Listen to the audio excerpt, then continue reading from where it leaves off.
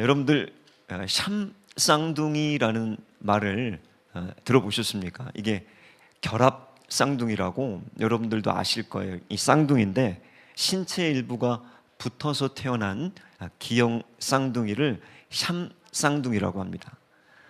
이 찾아봤더니 약 20만 분의 1 정도로 희귀한 확률인데 물론 그 안에 산모에 태해 있을 때 사산되는 경우가 많고 태어나도 대부분은 일찍 죽는다고 합니다.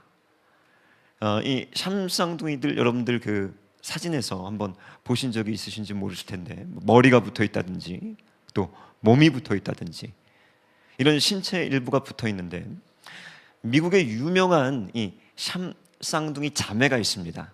헨셀 자매라는 30대의 이 자매인데 태어나면서부터 이 자매는 몸이 붙었습니다. 그래서 제가 찾아봤더니 머리는 둘이고 몸통은 하나인데 갈비뼈, 간, 대장, 소장 그리고 방광과 골반, 자궁은 공유를 합니다. 하나예요. 그런데 식도, 허파 그리고 심장과 쓸개 그리고 위는 각각 하나씩 가지고 있습니다. 그러니까 심장은 2개가 있는 거죠. 한쪽에 하나씩 있는 거예요. 어렸을 때부터 이 자매가 유명해진 것은 이제 오프라 윈프리 쇼에 나오면서 유명세를 탔는데 말 그대로 여러분 생각하시면 모든 일상을 함께 할 수밖에 없는 거예요. 일어나는 것부터 시작해가지고 밤에 잠드는 것까지 밥을 먹는 것, 또 자전거를 타는 것.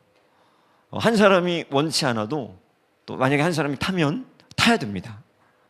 이 자매의 삶이 큰 화제를 일으키면서 많은 사람들이 주목하기 시작했습니다. 그리고 고등학교 교사가 된 거예요.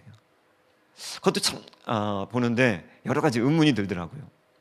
한 사람이 만약에 교사가 되고 싶은데 다른 한 사람이 여러분 만약에 화가가 되고 싶으면 어떻게 해요? 어떻게 해요, 여러분? 네, 합의를 봐야 됩니다. 그죠? 예. 왜 분리하면 안 되나? 물론 분리수술을 하는 경우도 있고 간혹 이 분리수술이 성공하는 경우도 있는데 대부분은 치명적이라 위험합니다. 2003년에 29년 동안 머리가 붙어가지고 샴쌍둥이로 살았던 이란에 그 라단과 랄레라는 이 쌍둥이가 있었는데 이들은 분리수술 중에 죽었습니다.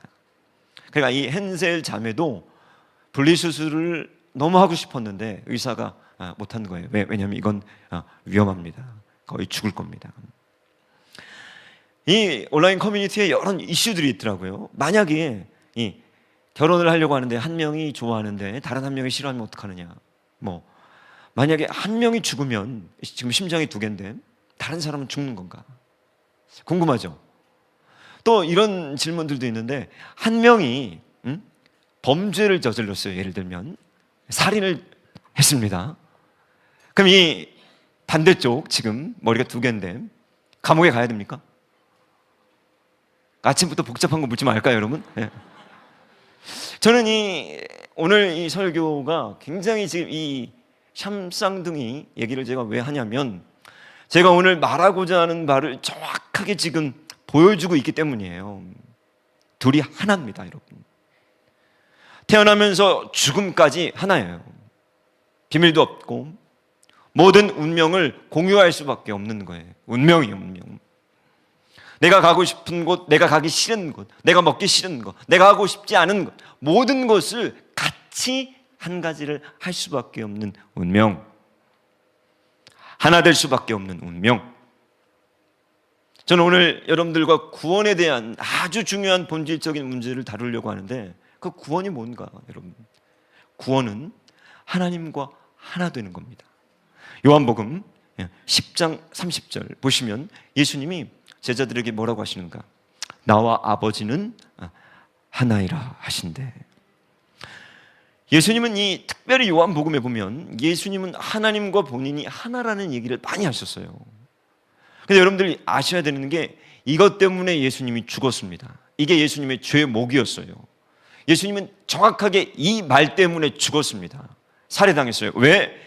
하나님과 하나라고 했기 때문에.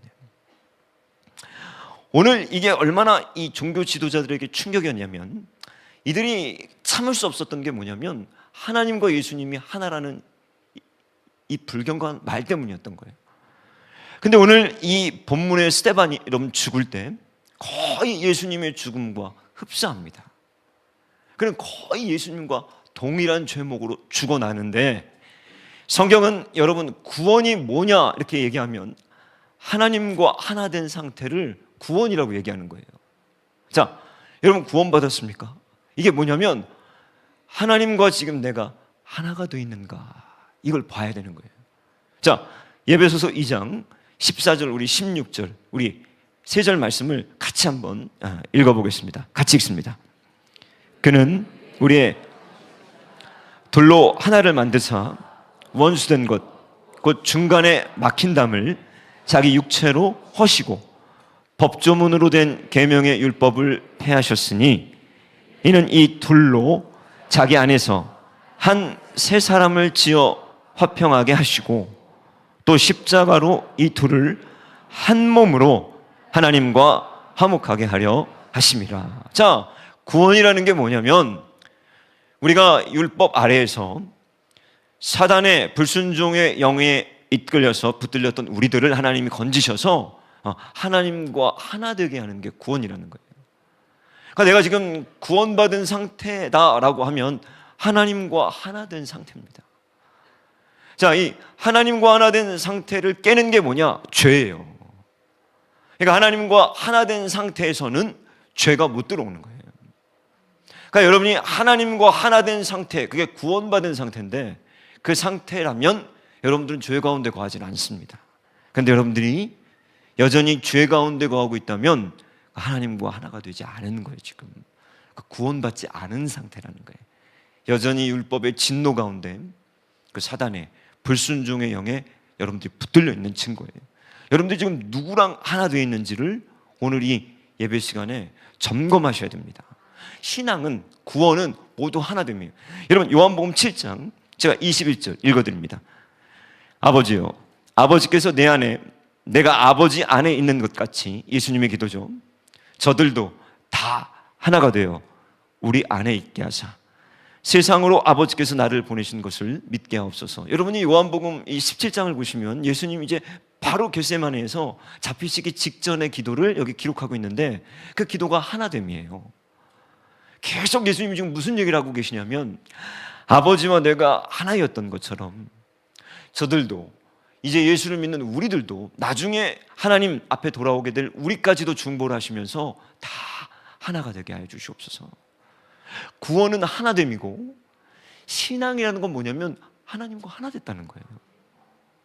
그러니까 여러분들이 기도하는 그 기도가 지금 하나님과 하나 됐습니까?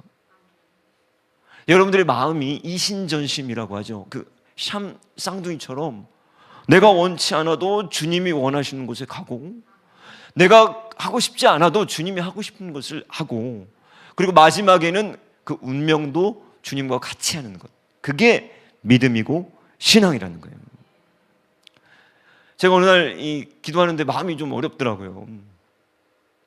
왜? 하나님, 제가 미국에서도 그렇고 이 목회를 하면서 이상하게 어려울 때가 언제냐면 모멸받을 때입니다. 무시당할 때.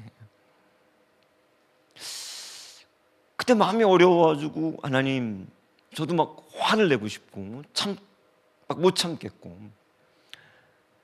근데 어느 날 주님이 저에게 뭐라고 말씀을 하시냐면, 그게 정확히 나를 믿고 살아가는 삶이다. 핍박받는 것, 박해받는 것, 그거보다 조금 더 밑에 약한 거라면 멸시당하는 것, 무시당하는 것, 그게 정확히 나를 따라오는 길이다. 내 몸에 그리스도의 고난을 채워라.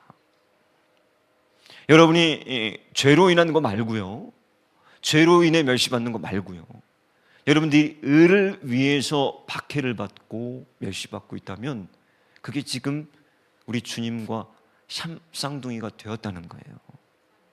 그것이 없다면 여러분들은 점검해 봐야 됩니다. 지금 저는 오늘 이 하나됨이라는 주제를 가지고 여러분들에게 몇 가지 적용을 좀 해보려고 하는 거예요. 자, 여러분들의 믿음과 신앙생활이 지금 하나님과 하나가 되셨습니까? 잘 몰라요. 하나가 됐는지 안 됐는지. 그거를 구체적으로 오늘 본문을 통해서 우리가 한번 적용을 해보려고 하는데, 여러분들이 뭘 점검을 하셔야 되냐면, 첫 번째, 우리 신앙이 구원받은 하나됨의 상태라고 한다면 첫 번째로 우리 몸이 하나님과 하나가 돼야 됩니다. 몸이. 자, 고린도전서 3장 16절 17절 우리 같이 한 목소리로 읽어보겠습니다. 너희가 하나님의 성전인 것과 하나님의 성령이 너희 안에 계시는 것을 알지 못하느냐? 누구든지 하나님의 성전을 더럽히면 하나님이 그 사람을 멸하시리라. 하나님의 성전은 거룩하니 너희도 그러하리라. 자, 바울이 고린도 교회에 지금 이 얘기를 하는 바로 앞에 문맥을 보시면, 고린도 교회는 굉장한 이 은사자들이 있었던 교회예요. 다양한 은사들, 예배 가운데 막 예언과 천사의 그 음성과 같은 아주 신령한 것들을 사모했던 영적인 사람들이었습니다. 근데 너희들은 육신에 속한 자다. 바울이 그들을 책망하면서 그 교회 안에 있는 문제들이 드러나는데, 심지어는 창기들과 연합한 자들, 몸을 파는 이 여성들과 함께 율락가를 드나들던 사람들도 있었다는 거예요. 근친상간하는 사람들. 그들에게 바울이 뭐라고 그러냐면, 뭐라고 그러죠? 너희들이 창기와 연합했을 때 한 몸이 된 줄 알지 못하느냐. 자, 제가 어제도 저녁에 가가지고 주례를 하고 왔습니다. 지금 매주 결혼 시즌이라 결혼을 하고 오는데, 결혼할 때마다 우리 주례하는 사람들이 하는 말이 있어요. 그 창세기 말씀이죠. 사람이 부모를 떠나 아내와 연합하여 한 몸이 될지니, 그러면서 뭐라고 그러죠? 하나님께서 이제 짝지어 주신 것을 사람이 나누지 못하리라. 자, 그때 연합 한 몸을, 뭐를 연합했다는 겁니까? 몸이 하나가 됐다는 거예요. 몸이. 자, 그런 예를 들면서 바울이 믿음이라는 건 뭔가, 너희 몸이 하나님의 성전, 하나님의 성령이 너희 몸에 오셨다는 거예요. 모를 수 있을까요? 말이 안 되죠. 오늘 이것 때문에 스데반이 죽습니다. 스데반을 죽여서 먼저 프레임을 씌울 때 예수님과 동일한 프레임을 씌웠는데, 저가 모세의 율법을 모독하고 토라, 그리고 하나님의 성전을 모독했다는 거예요. 그게 뭐냐면, 유대인들에게 참을 수 없었던 게 이 성전에 대해서 스데반과 예수님이 모욕했다는 건데, 아닙니다. 왜? 예수님과 스데반은 지금 뭘 얘기했냐면, 우리 몸이 성전이라는 거예요. 하나님은 예루살렘의 성전뿐만 아니라 어디서든지. 그래서 스데반의 설교가 구약 전체를 관통하는데, 처음에 아브라함이 메소포타미아에 있을 때 이렇게 시작합니다. 이게 뭐냐면, 예루살렘이 성전이 아니라 그가 갈대아 우루, 이미 이방 땅에 있을 때 하나님이 그에게, 너희 조상에게 나타나셨다. 그거 뭐냐? 하나님은 우주 만물, 온 우주에 무소부지하시고 오늘 너희 불꽃 같은 눈으로 너희 안에 계시는데, 유대인들은 그런 믿음이 아닌 거예요. 성전 안에 계신 하나님. 자, 이게 철저하게 이들을 이중적이고 위선적인 종교인들로 만듭니다, 여러분. 여러분들, 우리들 이 교회에서 예배 드릴 때 얼마나 거룩해요. 설교할 때 얼마나 여러분들 거룩해 보입니까? 문제가 뭐예요? 이 성전 밖에서의 모습인 거예요. 가정 안에서의 모습들. 오늘 스데반을 죽였던 이들이 분노했던 게 이 부분이었습니다. 스데반은 그게 아니라는 거예요. 바울도 아니라는 겁니다. 너희 몸에 계시다는 거예요. 내 몸이 성전이라는 거예요. 근데 어떻게 범죄하죠? 할 수가 없는 거예요. 내 몸으로 어떻게 죄를 범하겠느냐? 첫 번째, 여러분들 하나님과 연합한 것이 신앙이라면, 하나됨이 신앙이라면 첫 번째 우리들이 점검해야 될 영역이 몸의 영역입니다. 우리 안에 성령께서 들어와 계신다는 거예요. 두 번째, 그 성령님이 특별히 우리 마음에 거하신다는 거예요. 마음을 점검하는 거예요. 자, 마가복음 7장 21절 22절 유명한 말씀이죠. 예수님께서 당시 외식하는 바리새인들, 종교 지도자들에게 이렇게 얘기하세요. 사람의 속에서, 사람의 마음에서 나오는 것은 악한 생각, 음란, 도둑질, 살인, 간음, 탐욕, 악독, 속임, 음탕, 질투, 비방과 교만과 우매함이니 이런 것들이 사람에게서 나와서 사람을 더럽히게 한다는 거죠. 자, 말씀의 문맥을 잘 아시죠? 이 제자들이 손을 씻지 않는 것을 보고 힐난했던 그 종교 지도자들에게 예수님이 너희들 마음속에 지금 뭐가 있니? 사람을 더럽게 하는 건 그게 아니라 너희 마음이야. 지금 예수님이 이 얘기를 하시는데 이건 구원받지 못한 상태입니다. 지금 여러분의 마음이 만약에 지금 이렇다면 하나님이 거하시지 않는 상태인 거예요. 여전히 내 마음 안에도 음란이 있고, 여전히 질투와 비방이 있고, 여전히 이 탐욕과 욕망과 속임이 내 안에 있다면 여러분들은 지금 주님과 하나 된 상태가 아닌 거예요. 이 우매한 자들이 오늘 스데반을 죽입니다. 여러분, 기도할 때, 저도 이제 기도할 때 이렇게 기도를 하는데 어떤 기도를 하세요, 여러분? 저는 궁금해요. 이 기도가 지금 하나님이 하시는 기도인가? 내가 지금 하려고 하는 이 방향이 하나님과 맞는 방향인가? 아니면 하나님과는 정반대로 지금 내가 움직이려고 하고 있는가? 너희 안에 하나님께서 뭐라고 그러시죠? 빌립보서 2장을 보면 하나님께서 기쁘신 그것을 소원을 두고 행하게 하신다는 거예요. 하나님이 어떤 일을 하실 때 우리 안에 그것을 소망하게 하신다는 거예요. 그래서 하나님이 하고자 하시는 것을 우리 안에 먼저 소망으로 막 일으킵니다. 그래서 하나님의 마음과 내 마음이 이렇게 일치가 되는 거예요. 근데 여전히 예수를 믿어도 하나님의 마음이 무엇인지를 모르고 내 마음과 하나님의 마음이 너무 거리가 먼 거예요, 여러분. 여러분들, 오늘 이 몸과 마음이 과연 하나님과 하나가 되었는지를 여러분들 점검해 보셔야 됩니다. 세 번째, 중요한 부분입니다. 내가 믿음이 거듭나서 하나님과 하나 됐다라고 할 때는 반드시 여길 점검해야 되는데 내 성품이 하나님과 하나가 되었는가, 이걸 보셔야 돼요. 1892년에 올리버 에비슨이라는 이 선교사님, 의사였습니다. 조선의 의료 선교사로 파송돼서 도착했어요. 그가 1892년 조선에 왔을 때 조선의 의료 시설은 아주 낙후된 미개한 곳이었죠. 콜레라, 그죠? 콜레라가 일어났을 때 치사율이 90%에 달했다고 합니다. 여러분, 콜레라는 위생만 깨끗하게 하면 죽지 않는 병이에요. 찾아봤더니 1821년 조선왕조실록에 어떤 기록들이 있냐면 이 콜레라가 창궐했을 때 열에 8, 9이 죽었다, 이렇게 얘기해요. 그러니까 90% 가까운 사람들이 죽었다는 거예요. 근데 에비슨 선교사가 이 조선에 와서 3년 뒤에 1895년에 콜레라 사망 치사율이 무려 40%로 떨어집니다. 자, 치사율이 90%였던 콜레라가 이 에비슨 선교사의 역할로 3년 만에 치사율 40%로 떨어져요. 왜냐하면 그 당시 조정에서 콜레라 방역 총책임자로 이 에비슨을 세웁니다. 그래서 이 에비슨이 뭘 했냐면 지금 우리 코로나 방역한 것처럼 조선 사람들 곳곳에 방을 붙여서 물을 끓여 드시고 손을 씻으십시오. 이걸 하는 거예요. 아주 간단한 거였습니다.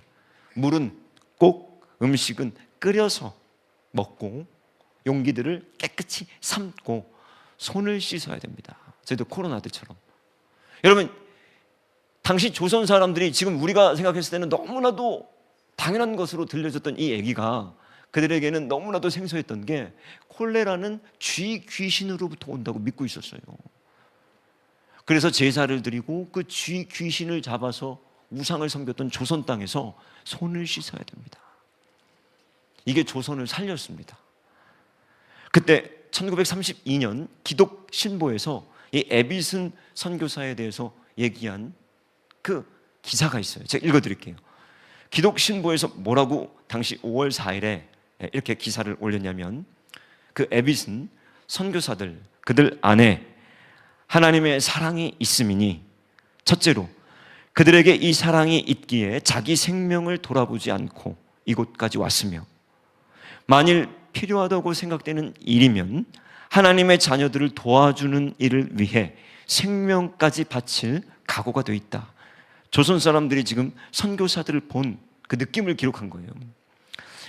이를 본 신도들도 선교사들을 찾아 병실에서 환자를 간호하겠다고 자원했고, 많은 조선인이 복음에 관심을 갖게 되었다. 이렇게 1932년 기독신보가 기록했습니다.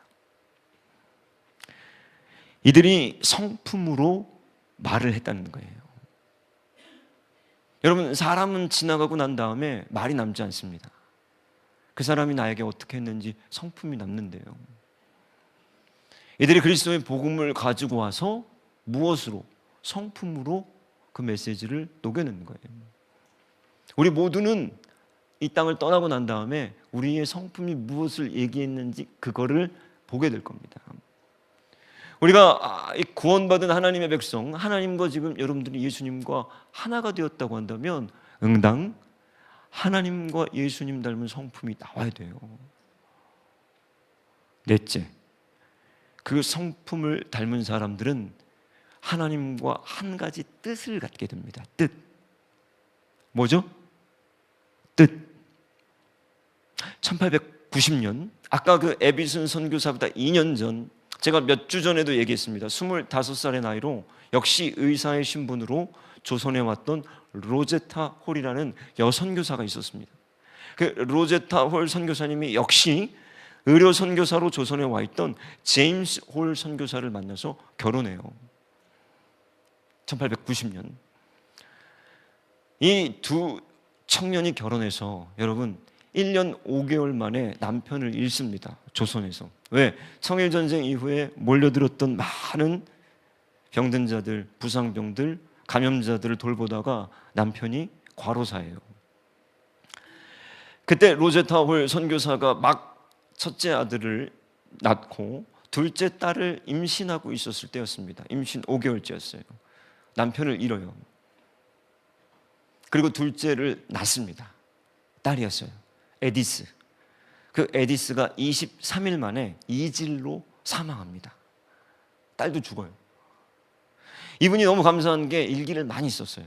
그 일기가 출판되기도 했는데 그 일기를 여러분들 한번 읽어보시면 그 일기 이런 내용이 있습니다. 딸을 잃을 때 체온 41도, 숨이 가쁘고 힘들어했다.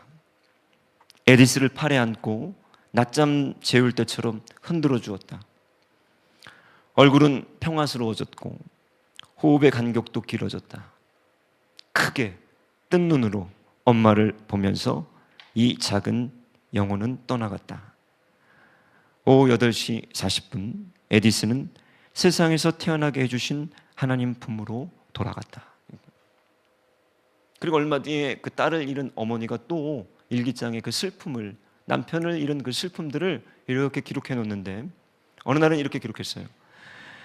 제잘거리던 소리도 작은 손의 입맞춤도 없어져 외롭고 힘들다. 하나님은 우리가 알 수 없는 이유로 아이를 데려가셨다. 이 일기장 여기 옆에 제가 이렇게 썼습니다. 그러나 무려 43년을 조선의 선교사로 살며 로제타 셔우드훌 선교사는 하나님의 뜻에 자신의 뜻을 굴복시켰다. 왜 죽어야 되죠? 왜 이 아이를 하나님은 데려가신 거죠? 몰라요.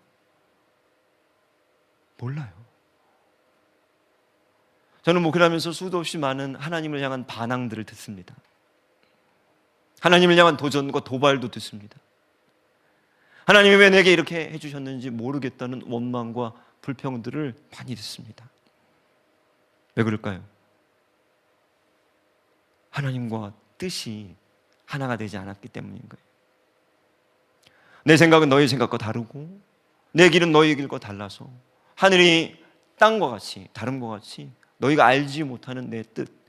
그러나 로제타 선교사는 43년을 철저하게 이해할 수 없는 그분의 뜻에 나의 뜻을 마침내 굴복시켰다는 거예요. 아름답지 않습니까? 2003년 발표된 어느 연구이 보면요, 조선의 초 파송됐던 미국 선교사 가운데 무려 60%가 여성이었습니다. 여러분, 130-40년 전에 여성이 이 이영만리 어딘지도 모르는 땅에 것도 60% 과반수가 넘는 이들이 여성이었다는 거예요. 그 중에 32%가 전문직 미혼 여선교사였답니다. 신학을 하거나 신학자들이 아니라 선교사 자원을 해서 미혼 전문직을 갖고 있던 간호사와 같은 여성들이 이 땅에 왔다는 거예요. 그 여선교사 가운데 77% 이상이 10년 이상 한국에서 생활했고 30년 이상 사역한 선교사가 28%, 일제 강점기에 철수가 되거나 강제 추방되었다가 돌아온 여선교사도 10%가 이른다고 하는 거예요. 누구보다 조선을 사랑했고 이 조선을 제2의 고향으로 여겼던 젊은 여자 청년들에게 우리가 빚을 지고 있는 거예요. 그런데 이들은 한결같이 하나님의 뜻에 내 뜻을 굴복시켰다는 거예요. 저는 오늘 이 설교를 준비하면서 제목을 이렇게 고민을 하는데, 오늘 설교의 제목을 순교는 내 운명 이렇게 정해봤습니다. 뭐라고요? 네, 왜 오늘 본문이 순교자의 이야기잖아요. 전혀 준비하지 못했던 설교를 하던 와중에 자신의 마지막을 맞이한 7 집사 중에 한 명인 스데반의 얘기입니다. 그 설교를 듣고 얼마나 괴로웠던지 귀를 막고 일심으로 돌을 들고 와서 스데반을 쳤다는 거예요. 이게 설교입니다, 여러분. 이게 하나님의 말씀이고요. 그때 오늘 스데반의 모습을 여러분들이 자세히 보시면 그가 예수님과 싱크로율 100%예요. 그죠? 예수님과 거의 흡사하게 그렇게 마지막을 닮아갑니다. 성품이, 하나님의 뜻이, 저들을 용서해달라는. 저희 딸이 단양에서 지난달에 그 신학생 후보들, 오빠들 따라가가지고 전부 이제 청년들, 또 우리 김미정 목사님이랑 한 달 동안 거기 훈련 받는데 이제 다 가니까 이제 우리 딸도 보냈죠. 저희들도 가고 버스를 타고 이제 거기 오빠들이랑 가는데 오빠들이 놀렸답니다. 놀렸대요. 이유 없이. 근데 제 딸은 자존감이 강해요. 그래가지고 자기를 막 놀리니까 울고 막 그럴 수 있는데, 놀리는 그들에게 뭐라고 했냐면, 주여 저들을 용서하여 주시옵소서. 저들은 지금 저들이 뭔 짓을 하는지 모릅니다. 이랬다는 거예요. 얼마나 제가 통쾌하든지. 지금 스데반이 그 얘기를 한 겁니다, 여러분. 저놈들을 용서해 주십시오. 저놈들을. 식기도 하자 그러면 손을 들고 이제는 우리 주 예수 그리스도의 은혜와 막 딸이 그러거든요. 저들을 용서해 주십시오. 어떻게 이렇게 하나님과 예수님을 닮을 수 있었을까? 마지막에 눈이 열려서 뭘 보죠? 그는 하나님도 보고 예수님도 봐요. 여러분, 아까 처음 이 설교의 서두에서 제가 말씀드렸습니다. 우리 그리스도인들은 하나님과 몸, 마음, 그리고 성품과 뜻, 그리고 마지막에는 운명을 같이 합니다. 그 운명은 여러분, 우리가 부자 되고 장수하는 게 아니에요. 우리가 예수님이 가셨던 그 길로 십자가를 지고 같이 가는 거예요. 저는 오늘 이 말씀을 순교는 내 운명 이렇게 지으면서 내 마음 한구석에서 계속 다른 제목의 유혹이 있었습니다. 그 제목으로 바꿀까? 그 제목이 뭐였냐면 죄는 내 운명이에요. 죄는 내 운명. 왜? 하나님을 믿고 하나님을 섬긴다고 하지만 여전히 죄를 못 벗어나는 거예요. 제가 여러분들에게 한번 얘기한 적이 있습니다만 20년 전에 제가 몽골에 이제 결혼을 해가지고 처음 아내를 데리고 신혼을 거기서 시작을 하는데, 지금도 그렇지만 그 당시 몽골은 정말 너무너무 낙후한 곳이었어요. 어느 정도로 정말 낙후한 곳이었냐면은 내가 한 번도 태어나서 살아보지 않았던 과거의 어느 시점으로 와 있는 느낌이었습니다. 여러분들 어르신들 기억나시죠? 예전에 이렇게 공중전화 이렇게 주황색으로 돼가지고 밖에 나가서 동전 넣고 그렇게 우리가 그런 시절이 있었잖아요, 그죠? 스마트폰 말고 그러면 이제 공중전화 하지 않습니까?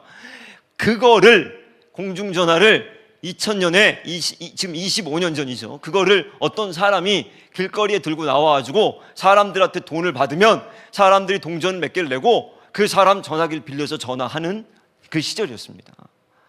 얼마나 낙후됐는지.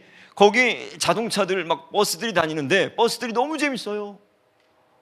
버스가 어느 정류장을 쓰는지 아무도 모릅니다. 그냥 그 버스가 서서 얘기를 해줘요. 이건 여기 갔다 여기 갔다 여기 갔다 여기 갔다 여기 가는데 타라. 그럼 타는 거예요, 여러분. 근데 버스가 53번 그리고 영등포 신도리 막 써져 있습니다. 뭐지?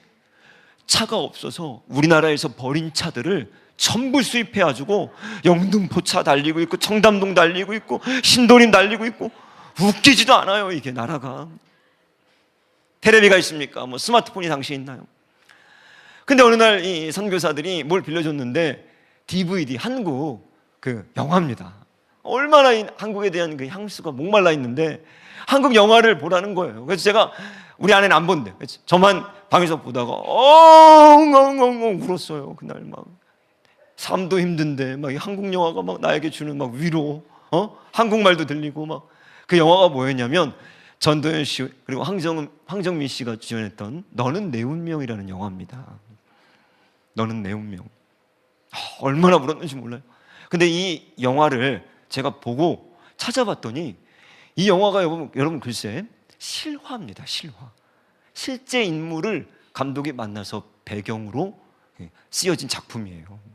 이 내용을 모르시는 분들, 이 실제 주인공이 누구냐면 박부현 씨입니다. 박부현 씨.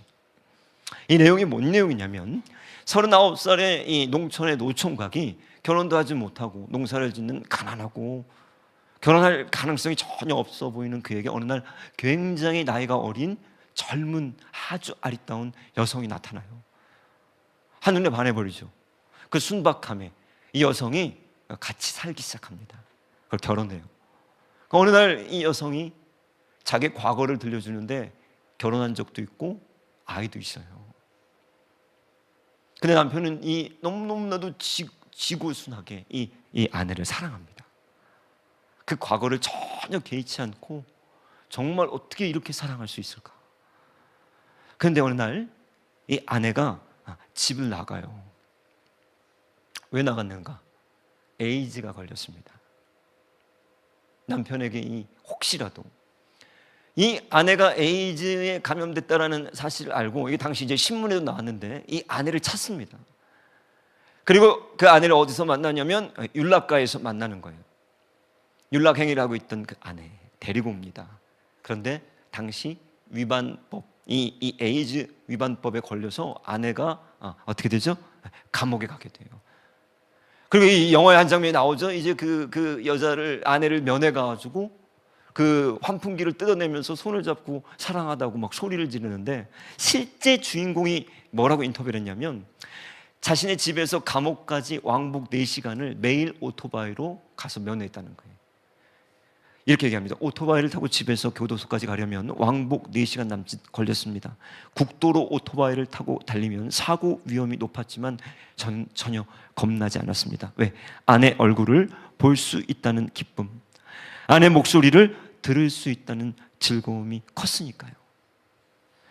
출소날 그 앞에 기다리고 있던 아내를 안아주고 영화가 거의 똑같습니다.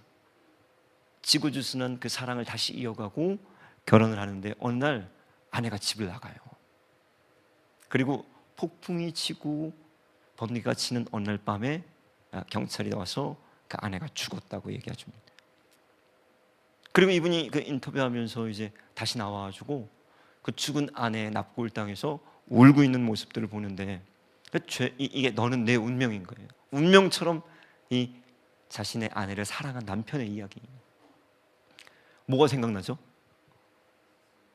뭐가 생각나셔야 되죠? 예수님이요. 또 뭐가 생각나야 되죠? 우리 모습 아닙니까? 해도 안 되는 우리 모습들. 아무리 사랑하고 신부로 오늘 그 남편이 그렇게 품어줘도 여전히 죄를 짓고 나갈 수밖에 없는 우리들. 여러분, 우리는 지금 죄의 운명에 놓여 있습니까? 아니면 하나님과 연합해서 이제는 스데반과 같이 그 믿음을 걸어갈 수 있는 사람들이 여러분 되셨습니까? 우리는 죄에 삼켜질 운명들이 아닙니다. 성도 여러분들, 여러분들이 회개하셔서 우리 몸이 하나님이 거하시는 성전이라는 것을 깨닫고 우리 마음에 그분을 왕으로 영접하셔서 그분의 높은 뜻을 닮아가시고 그분의 성품이 나의 성품이 될 때 하나님께서 철저하게 죄를 하나님의 말씀 앞에 굴복시키고 우리 주님과 하나 되는 저와 여러분 되시길 주님의 이름으로 축복합니다. 누구와 무엇과 내가 하나가 되었습니까? 하나님의 뜻이 내 뜻이 되게 하시고 하나님의 귀한 성품이 내 성품이 되게 하시고 죽을 이 몸에 마음에 우리 주님 성령님 찾아오셔서 죄의 속방에서 구원하여 주시옵시고 오늘 우리 십자가 지고 주님이 가셨던 골고다까지 따르는 저희 되게 하여 주시옵소서. 이제는 우리 주 예수 그리스도의 은혜와 하나님 아버지의 사랑과 성령 하나님의 감화 감동 교통 역사하심이 오늘 우리 주님 죽기까지 따르오리라 결단하고 우리 주님 따라가는 귀한 권속들 가운데 이제로부터 영원토록 함께 계시기를 축원하옵나이다. 아멘.